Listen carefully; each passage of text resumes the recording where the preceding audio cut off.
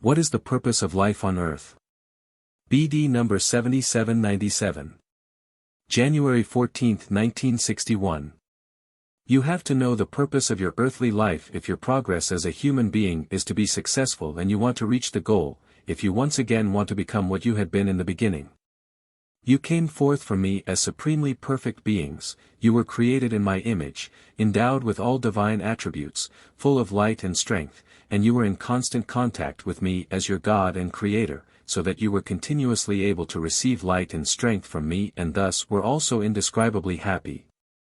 But your perfect nature also included free will, or you could not have been called divine living creations. Consequently, this free will had to open up two possibilities for you: to remain as perfect as I had created you, or to relinquish your perfection and change your nature into the opposite.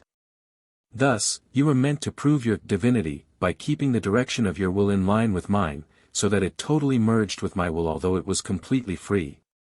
In that case, however, you also had to be capable of behaving to the contrary. You also had to be able to fall away from me as a sign of free will, if this was opposed to me and my will. I required my created living beings to make this decision of will in order to be able to grant them even greater delights.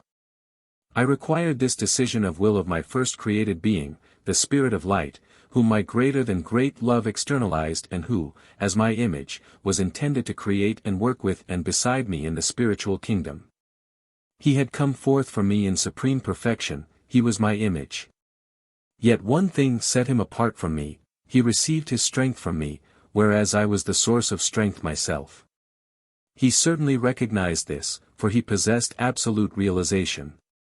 And so he was confronted by the test of will, which required him to acknowledge me as the source of strength from which he constantly received his power. However, his will and my strength had brought countless beings into existence, all of whom were of highest perfection, endowed with all gifts and free will which demonstrated their divine nature.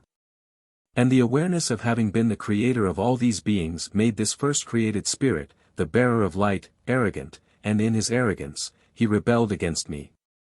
Hence he did not pass the test of will, but he voluntarily caused a separation from me which, admittedly, was impossible to happen, because all created spirits would have perished in view of the fact that they are unable to exist without me and my flow of strength, but the bearer of light, Lucifer, deliberately turned away from me, and therefore fell into the abyss, drawing with him a large number of beings which likewise were supposed to make a decision and deserted me.